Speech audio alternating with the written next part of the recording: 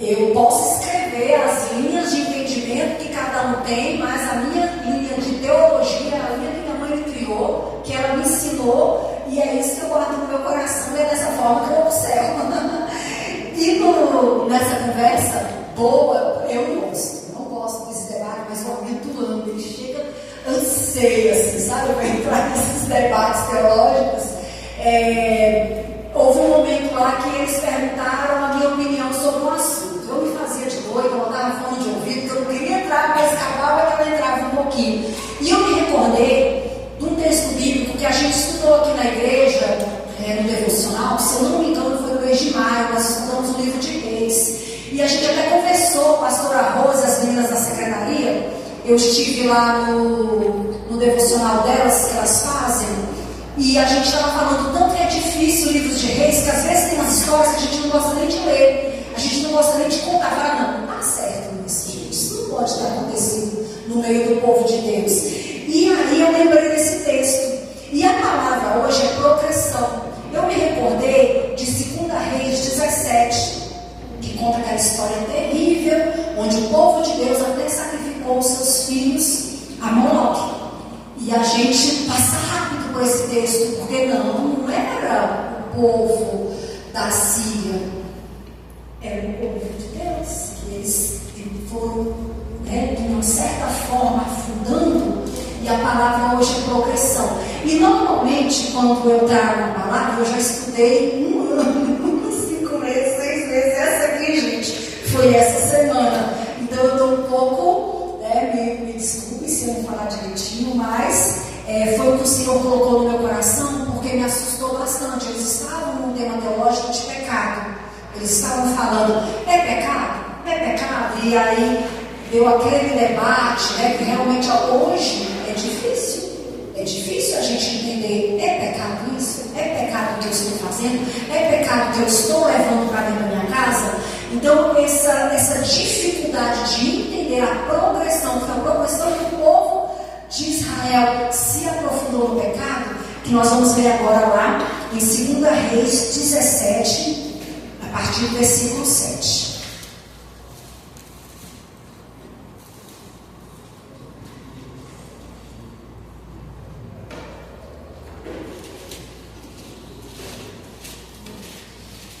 Versículo 7.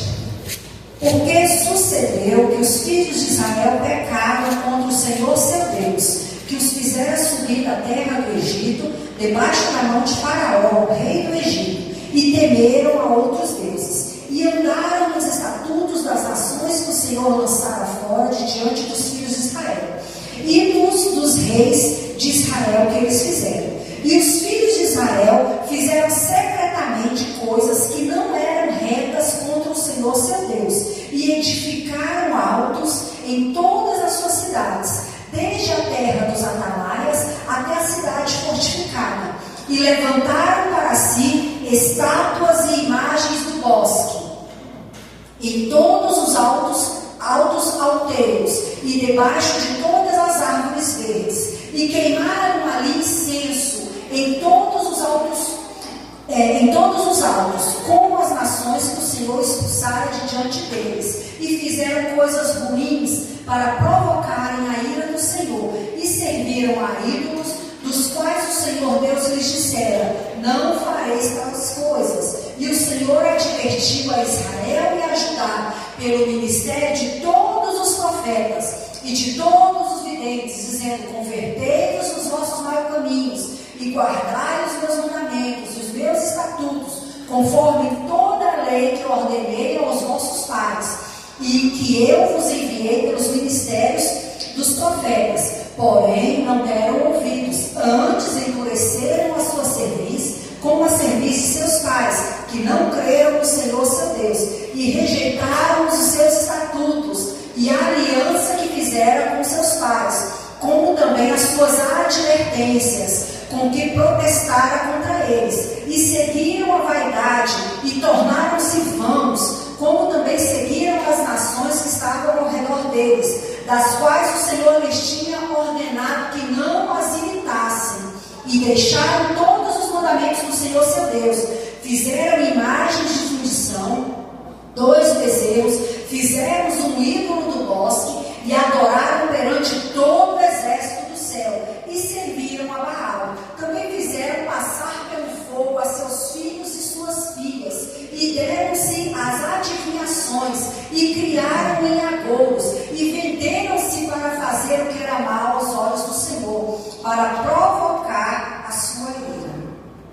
Não é um texto que a gente lê rápido? Esse contexto histórico aqui, na Bíblia, fala o início, né, do cativeiro. Quando você vai ler, tem aquelas palavrinhas que dão início ao texto, e a gente sabe que as tribos de Israel se desfizeram, principalmente, foi dividido Israel e Judá, principalmente as de Israel. Quando a gente está lendo Reis, acredito que todos, eu não pesquisei direito, mas acho que todos os reis de Israel, que fez mal pelos olhos do Senhor. Os reis de Judá ainda tinha alguns que fizeram o que era reto perante os olhos do Senhor. Mas os reis de Israel, não sei se na totalidade, mas eles começaram a caminhar fazendo o que era mal aos olhos do Senhor. Mas aí, o que eu queria conversar com vocês aqui hoje é sobre a palavra progressão. Como que Israel chegou ali ao ponto de sacrificar suas crianças? E não foi uma coisa que eles decidiram fazer de pronto. Foi uma coisa que eles foram fazendo aos poucos. Quando eu estava lendo esse texto, um tempo atrás, eu vi sobre esses bosques. E eu fiquei curiosa sobre esses bosques, que falam assim, em alguns locais da Bíblia, né, que adoravam aos bosques, que tinham as árvores do bosque. E aí, esse versículo 17, que é o resultado daquela decisão de começar com uma pequena adoração, com uma pequena concessão de um Deus que, prestando culto a um Deus aparentemente inofensivo, depois eles foram caminhando para Baal, chegando ao ponto da adoração a Moloque, que é conhecidamente um Deus que aceitava o sacrifício, que eles entravam ali sacrificando. No versículo 8 fala assim: seguiram os costumes dos povos que o Senhor havia expulsado. Aí lá no versículo 9 fala assim: e os israelitas construíram lugares altos, lugares pagãos de adoração em todas as suas cidades, desde o menor povoado até a maior cidade, em todos os morros e debaixo de todas as árvores que dão sombra. Eles levantaram colunas do deus Baal e postes da deusa Aserá. Esse poste da deusa Aserá são esses bosques que eles falam, né? E aí, quem era a deusa Aserá? Vocês vão ver assim, alguma coisa que a gente costuma ver nos dias de hoje. A deusa Aserá era uma deusa mãe, era uma deusa da fertilidade, era aquela deusa que a gente pedia um bom parto. Então era tranquilo fazer uma prece, fazer uma oração para esse tipo de situação ou problema. Eles foram adentrando nesse tipo de entendimento muito tranquilamente. E tem até uma história que acho que foi isso que eu falei lá dentro do carro, se não me engano. Gideão, quando Deus chamou Gideão, a primeira missão que Deus deu para Gideão foi: vai lá e corta as árvores da Será. Logo que Deus, naquele mesmo capítulo, que Deus chama Gideão, e aí Gideão pega 10 servos dele e vai de madrugada.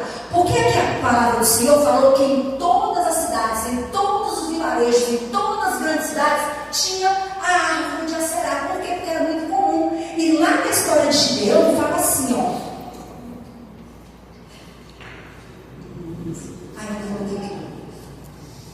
Lá fala assim que Gideão foi de madrugada com 10 servos dele e cortou as árvores e quebrou o de Baal e o de Aserá, e depois ele levantou um local para adorar ao Senhor. Primeiro ele limpou o que estava sujo e depois ele levantou um local para adoração ao Senhor. E adivinha onde é que era esse local? Na terra do pai dele. O pai de Gideão. Deixa eu falar para vocês onde é que está com a mente, já está procurando ali. É Juízes 6, do 31 ao 32. Olha, eu está ali, é igual eu. Gente, às vezes eu falo, meu Deus, eu deixo de receber, eu vejo lá nos congressos, e aquela bênção, e o pastor fala uma coisa tão brilhante, e aí eu posso receber naquele momento, mas primeiro eu tenho que procurar na Bíblia para ver se está eu, por que eu não recebi de pronto? Mas pode procurar aí, amor. É Juízes 6, o 31 e o 32. E aí era na terra do pai dele, porque para o pai de Gideão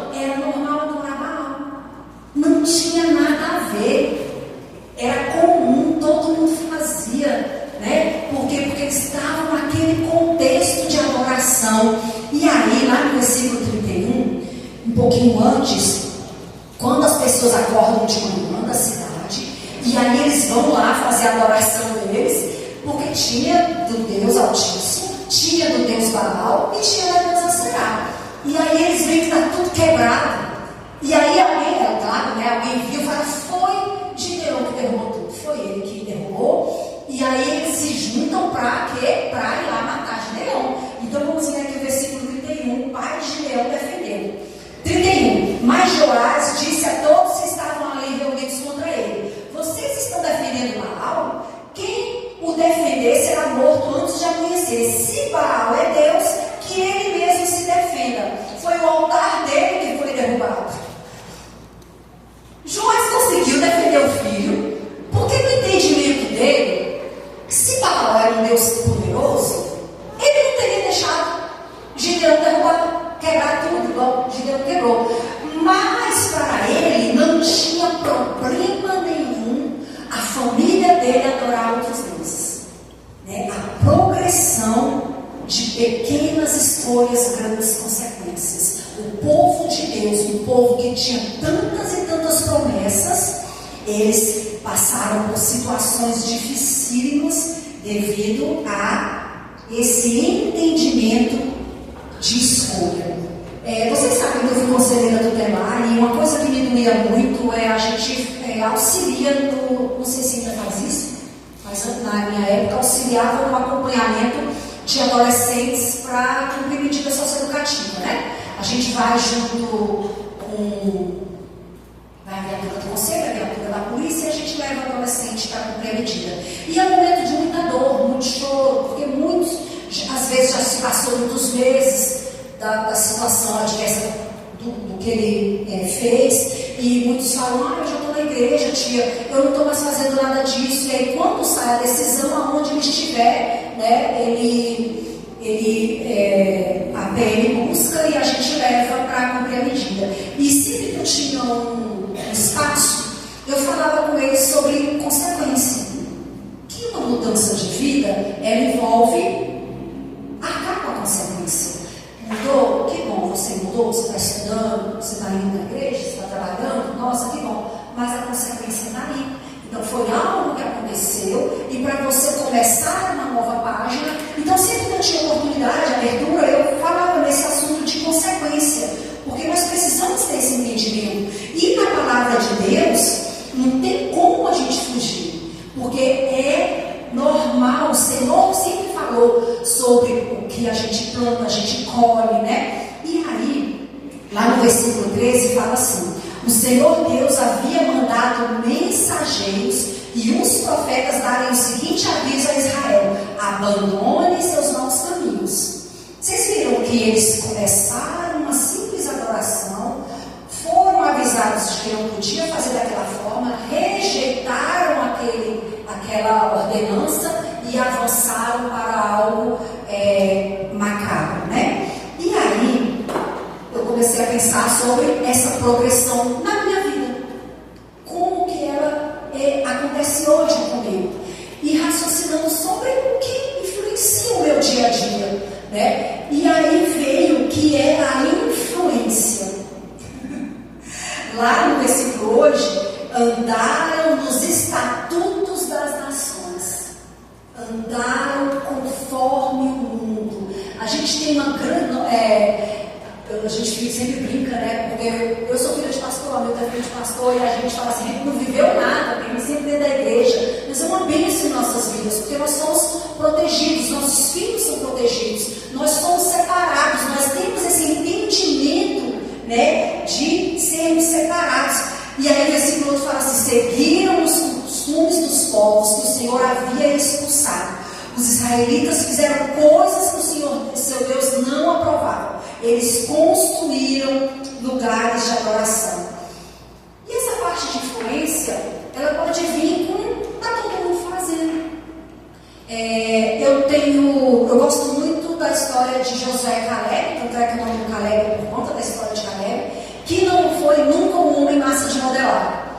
Porque tinham 10 pessoas falando sobre o assunto. O normal é a gente se calar, o normal, não dar a nossa opinião, né? Às vezes a situação está tão tensa que eu penso assim, não é relevante. Eu nem dou, eu fico calada, porque está no ambiente que a gente vive, você vai falar, você pode até sofrer retaliação. Mas eles falaram, não, nós fomos visitar a terra. E a terra? A ordem não foi ver como é que era a terra, a ordem não foi julgar a terra, a ordem foi ver como a terra foi. Então quem entrou na terra prometida? Josué e Caleb, porque eles seguiram. Gente, a palavra de Deus é do início ao fim, o manual. Não é fácil de seguir. A gente vê direto as pessoas perguntando, é fácil? Não é fácil, porque todo mundo faz, é apenas um costume, não é nada demais. Eu posso fazer dessa forma. Agora que o meu irmão lá fora sentadinho, lá tá gostoso, o irmão tá sentado lá fora no fresquinho. E eu lembro uma vez no trabalho, um colega estava sentado, a gente assim, num momento de descanso, o colega chegou e jogou o celular em cima de mim. O Caleb não era nem nascido, tem muitos anos isso, e falou assim, minha mulher tá ligando, fala que eu trabalhei ontem até 10 horas. É muito rápido que o inimigo joga as coisas no seu colo. Eu falei, não, você saiu daqui 4 horas. E já fui levantando e saindo. De pronto, o colega que estava do lado pegou o celular e falou assim, não, fulano, sim, nós trabalhamos, a gente ficou aqui até esse horário. O colega confirmou a história dele. E esse colega ficou com muita raiva de mim por um bom tempo. Eu falei, não conte comigo para esse tipo de situação, porque eu não afirmo. Eu sempre tive o entendimento de que se a pessoa está matando alguém na rua, por que eu vou confirmar que estava comigo? Não estava. Eu sempre tive esse pensamento desde a infância. E eu não gosto desse tipo de situação. Mas para a gente ter essa postura, como eu falei para vocês, ele ficou com raiva de mim muito tempo. Nem sei se já desculpou. E eu acredito que se não tivesse o outro ali do lado para salvar ele, confirmar a mentira dele, eu acho que estava com raiva de mim até hoje, né? E nos nossos dias, a pergunta que a gente deve fazer diariamente é: qual é a minha acerá? Acerá, como eu falei inicialmente, é uma coisa simples, banal. É uma oração com fertilidade. É uma oração para um parto tranquilo. Não é nada que eu estou ali ofertando os meus filhos. E aí o pensamento que me ocorreu foi: o que eu não entrego para Deus? O que eu tenho medo de perder? O que eu não faço por vergonha dos colegas? Porque Paulo fala que o que eu quero fazer eu faço, o que eu devo fazer, o que eu não devo fazer eu faço, o que eu devo fazer eu não faço. Se Paulo falava isso, quem somos nós? É tudo muito difícil. E aí, por quê? Qual é o ponto que eu quero? Qual é o ponto, né, que o Sérgio Daniel, que o pastor Rodrigo pode negociar o seu princípio? Às vezes são coisas bem complexas, mas às vezes é uma mentira. Construa um altar para mim. É isso que o mundo pede. E às vezes é muito sutil. Porque você pode estar construindo um altar, que nós como crentes que somos, falamos da brecha, né? Fulano deu brecha. Porque a gente começa aos pouquinhos e nunca é uma coisa muito séria. Eu lembro de uma história engraçada. Convivi com uma irmã há muitos anos e ela era muito pão dura. Posso falar isso? Nossa, eu me divertia porque eu não sou nada pão dura. Eu sou filho de pastor, moço que é meu dos outros, tem prazer de dividir e emprestar. E ela era muito pão dura. E aí eu gostava de provocar pedindo as coisas dela emprestar. De vez em quando eu pedia, né? Eu lembro um dia que eu pedi uma escada e aí ela passava de carro na porta da igreja. Aí passava de carro vigiando a escada. Aí eu me passei um dia que acabou de vir. Aí a gente foi almoçar, todo mundo, eu botei a escada no cantinho, ela desceu do carro. Pastor, eu estou procurando a minha escada, ela estava ali e eu não vi mais. Eu falei, não, guardei para a gente almoçar. Está guardada, tá. Ela voltou várias vezes para ver onde estava a escada. E várias situações eu tenho para contar dessa irmã, sabe? Uma vez a gente sempre pede camiseta emprestada para apresentar alguma coisa, que a igreja toda tem. Aí eu pedi 2 delas, ela ficou em pé do lado da coreografia, assim, ó, esperando. Quando acabou a coreografia, ela, a camiseta, e a gente ficou zoando o tempo, porque era mais forte do que ela. E eu aprendi muito com essa irmã, sabe? Eu acho que não foi no dia da que começou negando, sabe, um copo d'água. Eu acho que na infância passou por alguma situação. Então são coisas que a gente não consegue abrir mão. E são coisas que às vezes a gente acha até divertido. Não, mas eu sou assim. Mas porque a palavra do Senhor fala que não é para ser assim, porque o que é uma certa influência contrária na sua vida é um altar. O que eu não posso abrir mão? A gente fala muito sobre idolatria, né? E aí, eu sei que os irmãos já me ouviram falar várias vezes que a minha atitude se torna o meu hábito se torna o meu caráter. Com relação a essa progressão, começou com a minha influência e aquela influência no meu ouvido se tornou uma prática na minha vida. Porque o povo de Deus começou a conviver com o povo assírio e nessa convivência, em vez deles levarem o Deus Altíssimo, eles absorveram o Deus Aserá, Baal. Não teria sido ao contrário? Como que a gente convive e a gente não tem influência para levar o Deus Altíssimo? A gente traz a influência para o nosso meio. E naquela prática, eles construíram lugares altos. O pai de Gideão achava normal ter dentro do seu terreno um holocausto para o Deus Altíssimo, um altar de Baal e o bosque de Alcerá. Ele tinha entendido que isso era uma normalidade, era uma prática, houve uma progressão naquela influência, não foi da noite para o dia. Qual é a sua Será? O que você está colocando ali no seu dia a dia? O que está indo de progressão? A gente sabe que lá em Deuteronômio 28, né, fala sobre as bênçãos. Se vocês derem atenção, se vocês o quê? Derem atenção. Atenção a quê? A tudo que o Senhor, seu Deus, está ordenando hoje e obedecerem fielmente aos seus mandamentos. Ele fará com que vocês sejam mais poderosos do que qualquer outra nação. E isso aconteceu. O povo do Deus Altíssimo, a história do Egito é contada. As pessoas lá em Jericó, eles já estavam se tremendo de medo por conta da história de 40 anos atrás no Egito. Eles já eram mais poderosos do que qualquer outra nação do mundo. Porque as bênçãos do Senhor, ou a ira do Senhor, ela vem porque nós temos um manual a ser seguido. E a progressão, ela não acontece somente com as coisas ruins, não. A progressão, ela acontece também com as bênçãos do Senhor. Depende do que você está colocando como altar na sua vida. Há também a progressão de bênçãos nos nossos caminhos. Amém? Houve uma progressão. E aí, nós falamos sobre essa influência, né? Nós falamos sobre a prática, e aí caminhar mais um pouquinho para a adoração.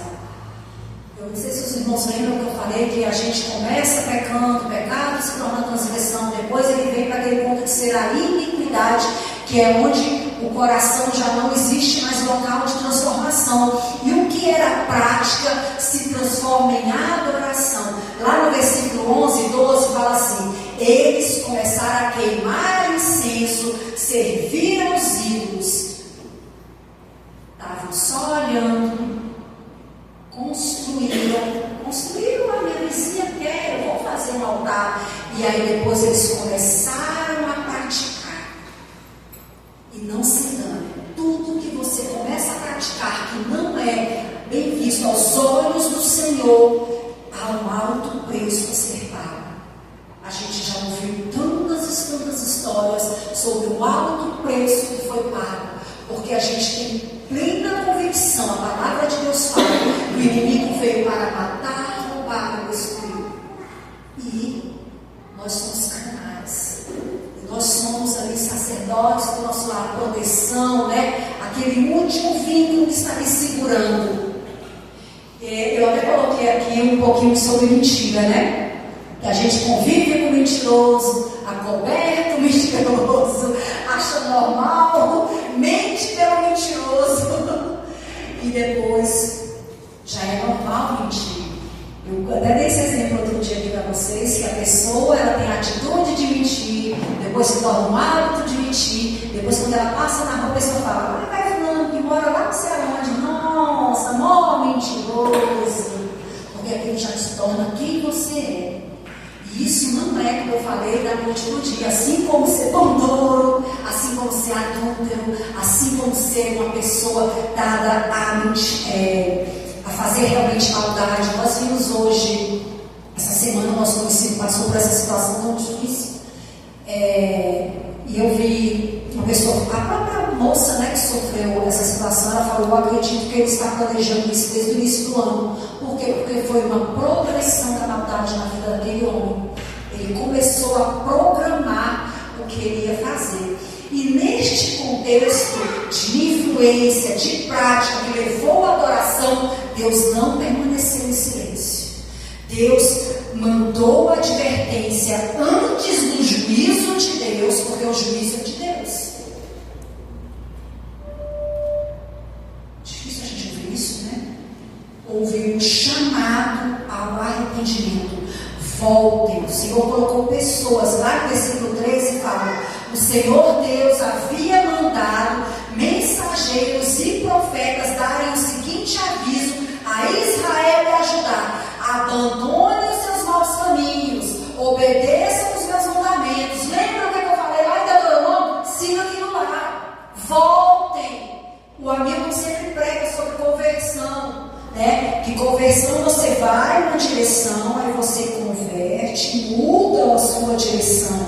Isso é ir contrário ao que você estava fazendo. E não tem como, né, o pastor Deusdete fazer isso por mim. Eu preciso ter a necessidade de me converter dos meus maus caminhos.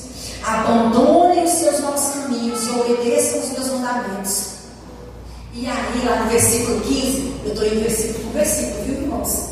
Para a gente poder realmente entender a progressão, o tanto que eles estavam, no entendimento de que estava tudo normal, que estava tudo tranquilo.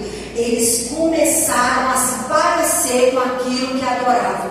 Lá em 2 Reis 17:15 fala assim: seguiram os ídolos sem valor, e eles mesmos se tornaram sem valor.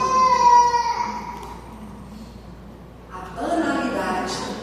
E assim, eu sempre converso com os adolescentes, como é fácil a gente rir do que não tem graça, da gente estar na presença de quem, da onde nós não deveríamos estar. Salmo 1, né? Salmo 1, andar, como é que fala lá? Você anda com o inimigo, você senta com eles, né? E depois você está fazendo o que ele faz. Isso é o que a Bíblia fala o tempo todo. 2 Reis 17:16 fala assim, né? Continuando na progressão, deixaram todos os mandamentos do Senhor. Lembra que eu falei sobre pecado? Pecado é quando a gente escorrega, né? Acontece alguma coisa adversa, acontece toda hora. Porque, oh Deus, como as pessoas nos irritam. Não é a gente que é, não, as pessoas que nos irritam demais. E só que quando a gente costuma pecar muito e acha que é normal, toda vez que acontece uma situação difícil, você xinga aquela pessoa na sua mente, você xinga aquela pessoa na sua mente, você briga com aquela pessoa na sua mente. E aí vem a transgressão, que aquilo ali já nem dói mais no seu coração. Acostumado xingar aquela pessoa. Eu estava vendo uma série, tem muitos anos isso, e eu maratonei a noite toda. No outro dia eu estava xingando, porque o personagem principal xingava. Eu estava xingando, eu nunca xinguei assim, né? A alta dos outros ouvidos. Mas o meu cérebro estava se xingando. Por quê? Porque eu tinha passado a noite escutando uma pessoa xingando, uma série.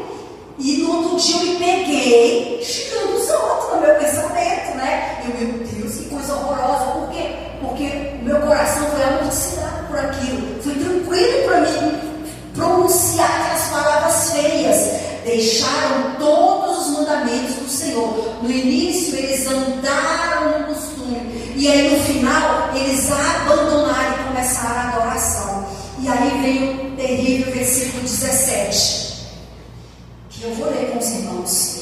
Queimaram os seus filhos e filhas como sacrifício sacrifício a deuses pagãos, consultaram médios e adivinhos e só fizeram coisas erradas que o Senhor não aprova, e por isso ele ficou irado com eles. Mas o Senhor vinha avisando. E aí o versículo 20 fala assim: por isso o Senhor rejeitou todos os descendentes de Israel, ele os castigou, entregando-os a inimigos cruéis, e no fim os expulsou de sua presença. Naquele contexto, o Senhor acabou com tudo, porque o Senhor é o Deus de juízo. Mas no nosso contexto hoje, o que significa os expulsou de sua presença? Para nós é a morte eterna. Para nós é a morte eterna. E aí eu queria ler um texto para vocês. Acho que ainda temos minutinhos. Vou aumentar aqui. Eu vou ler 1 Pedro, ou 2 Pedro 1. A gente vai ver o outro lado da progressão. Essas bênçãos são para vocês que por meio da fé são guardados pelo poder de Deus para a salvação. Para mim já acabou isso aqui. Que está pronto para ser revelada no fim dos tempos. Alegre-se, pois, se bem que agora é possível que vocês fiquem tristes por um tempo, por causa dos muitos tipos de provações que vocês estão sofrendo. Essas provações são para mostrar que a fé de vocês é verdadeira, pois até o ouro que pode ser destruído é provado pelo fogo. Da mesma maneira, a fé que vocês têm, que vale muito mais do que o ouro, precisa ser provada, para que continuem firmes, e assim vocês receberão a aprovação, a glória e a honra no dia em que Jesus Cristo for revelado. Lá em Deuteronômio fala: faz assim que vai dar tudo certo. E aí lá em Reis falam que eles fizeram tudo errado e deu tudo errado. E aí lá em Pedro ele fala que desce dessa forma. Então são dois caminhos. Nós temos a influência do mundo, e aí Pedro fala o quê? Fala: tendes fé, e a sua fé vai ser provada. Não tem como eu falar assim: eu tenho fé. Ela vai ser provada. Como que vai ser provada a minha fé? Vai ser de acordo com o que eu estou ali pedindo. Senhor, eu estou te pedindo isso, porque eu creio na tua palavra, eu sei que o Senhor é por mim, eu estou disposto a pagar esse preço, porque eu sei que o Senhor está comigo, o Senhor vai abrir as portas, vai abrir o caminho, vai desembaraçar, porque eu tenho autoridade, o Senhor me deu, eu creio em ti e eu vou. E aí tem a influência todos os dias, influência dos povos, mas aí eu tenho que entender que eu tenho a fé na palavra do Senhor. Eu não posso incorporar as práticas, porque eu tenho aqui a prática, a virtude da palavra de Deus, o devocional. E aí vem a idolatria, seja qual for o seu Deus, seja qual for a sua será, seja qual for o seu mau costume. E eu estou falando para adultos. Eu falo para os adolescentes, falo assim: eu amo vocês terem todos mais de 12 anos, porque já passou da idade do entendimento. Nós somos adultos. E o que é idolatria? O que é para mim não é para você. Não pode ser, né? E aí, como é que a gente combate a idolatria? Com conhecimento da palavra. Conhecimento da palavra. Não é com resistência à palavra, não. Porque a resistência à palavra, o não ler, o não praticar, vai nos levar à resistência. Quando eu vejo um jovem falando: mas isso é muito difícil. Gente, difícil o quê? Difícil foi lá quando Deus falou, né, para Naamã: vai lá e mergulha. Gente, que não tinha lógica nenhuma. Pra gente que gosta de lógica, né? Tem que ter lógica. Por que tem que ter lógica? Se eu estou disposta a acreditar no milagre do Senhor, se eu quero um milagre, uma carruagem de fogo chegando e trazendo a bênção para mim,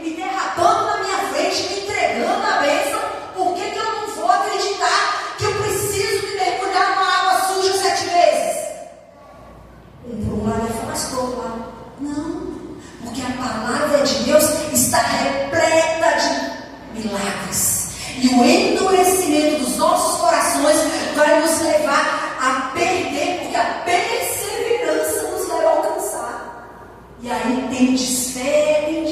Nossa, como é difícil, né? E aí no final, as práticas destrutivas, porque como eu falei inicialmente, o inimigo veio para matar, roubar, destruir. E aí chegou o ponto daqueles pais que entendiam que era família, que vieram da linhagem de Abraão, que foram defendidos, que foi um povo resgatado, um povo que tinha ali, né, exemplos, esqueceram totalmente o amor familiar, estavam sacrificando seus filhos por conta de uma progressão demoníaca, por conta de uma adoração demoníaca. Mas a Bíblia, né, não fala apenas na progressão do pecado. Eu entrei nesse assunto porque foi um assunto que eles estavam falando lá e que eu fiquei com muitas dúvidas. Eu fingia que não estava ouvindo, mas eu estava. A Bíblia fala de progressão da fé, de progressão dos milagres, de progressão da obediência, de progressão da santidade, de progressão da maturidade. Eu gosto muito de falar sobre a maturidade cristã, porque a gente precisa crescer. Ah, pastor, está falando coisa muito difícil. Não, é porque nós precisamos mesmo de nos alimentar, né? No nosso ambiente de trabalho vem um papel tão difícil para a gente lê aquilo, porque nós estamos recebendo salário. E aí vem uma palavra de Deus que fala assim, é difícil e vai ficar mais difícil ainda, porque os dias são maus. Eu não sei vocês, mas eu estou até com medo de abrir o jornal esses dias. Está bem complexo. O mundo já está. Eu abro lá, né? Abri o jornal. Gente, eu era leitora do Correio, viu? Olha, eu acho que eu fui uma das últimas que abandonou, porque eu gosto do papel. E aí, eu queria perguntar uma coisa para vocês, para a gente finalizar. Vocês viram que nós estamos no versículo 7 a 17, e uma progressão de acontecimentos ali no povo de Deus, qual foi totalmente destruído por Deus. Em qual versículo da progressão você está? O que está acontecendo na sua vida? Normalmente quem está no versículo 8, de entender que não tem nada a ver, é aquela música, né, de Shot Santo, né? Não tem nada a ver, isso é normal. Quem está achando que tudo é normal, não acredita que pode chegar no 17.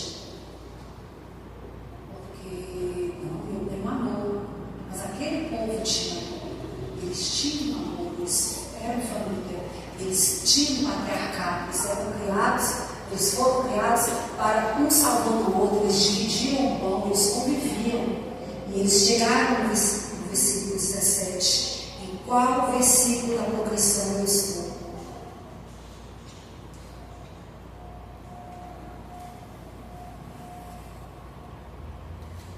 Normalmente, quem começou a praticar algum tipo de pecado, pensa que pode parar. Quem começou a tolerar em seu ambiente certos tipos de atitude, pensa que pode controlar. Mas não é assim. Porque o inimigo, ele veio para matar, roubar, destruir a sua vida. Não existe outro sonho para ele. Quem está endurecendo o coração não acredita que precisa de correção, porque está numa progressão de endurecimento. E dá risada do que os mais velhos colocam como memoriais, do que a palavra coloca como manual, do que a igreja ensina desde sempre. Achar graça, achar que é irrelevante, é uma progressão do pecado. Então, volte.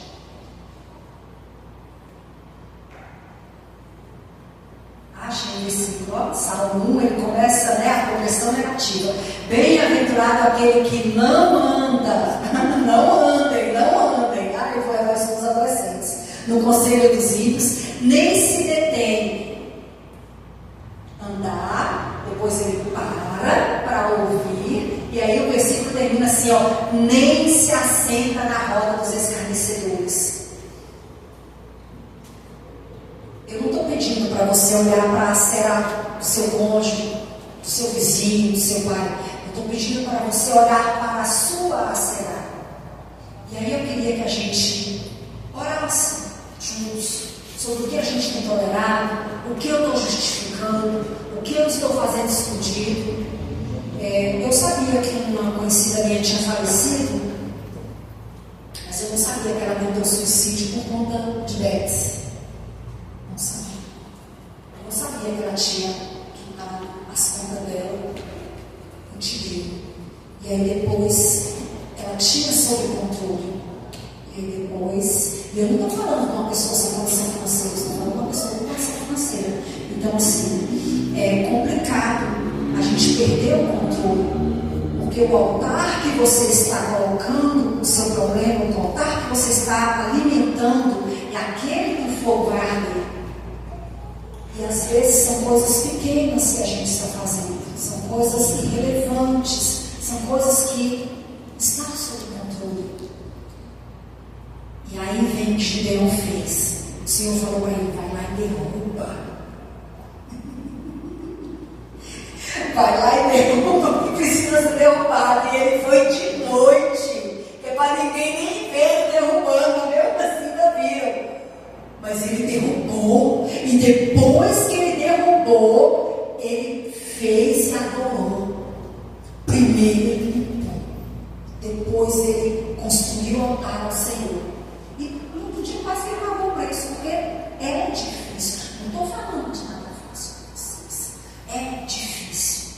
E aí hoje Deus está nos chamando a conversão, mudar a nossa direção.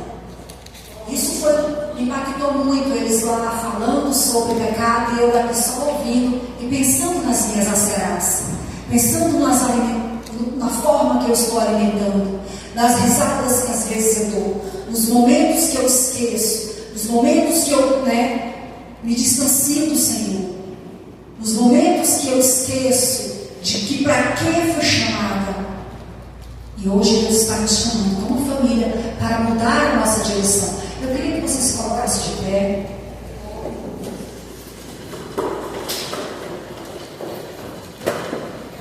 Eu vou fazer uma pastora Rose. Vamos todos nos virar para cá. Podemos? Quem pode, né? E aí nós vamos mudar a nossa direção. Senhor, eu mudo a minha direção. Pai querido, eu quero derrubar hoje, Senhor. Vire para o outro lado, meu irmão. Eu quero derrubar hoje qualquer altar que eu esteja alimentando. Pai querido, eu quero colocar por terra, com a autoridade do Teu nome, Senhor, todo e qualquer altar que não venha de Ti, que eu esteja alimentando. Pai querido, eu quero ser um exemplo na minha família de santificação. Pai querido, eu quero, Paizinho querido, ser um exemplo, Senhor Jesus, de levantar todos os dias no altar de adoração a Ti. Pai querido, eu quero, Senhor Jesus, ser conhecido, ó Pai, por uma pessoa, Paizinho querido, que está na Tua presença. Senhor, ajuda-nos, ó Pai, ajuda-nos como família, ó Deus, a desenvolver o amor, ó Pai, a esquecer, Senhor Jesus, o mundo, ó Pai, a esquecer, Senhor Jesus, os lugares altos, ó Deus, os locais de adoração, Paizinho querido, do mundo de Satanás. Ajuda-nos, ó Deus, a adorar somente a Ti, a entregar a nossa vida somente a Ti, a entender e conhecer, a seguir somente o Teu manual, Senhor. Ajuda-nos, ó Deus, a realmente nos converter a Ti. Eis-nos aqui, Senhor, como família. Recebe a nossa oração. Em nome de Jesus. Amém. Glória a Deus.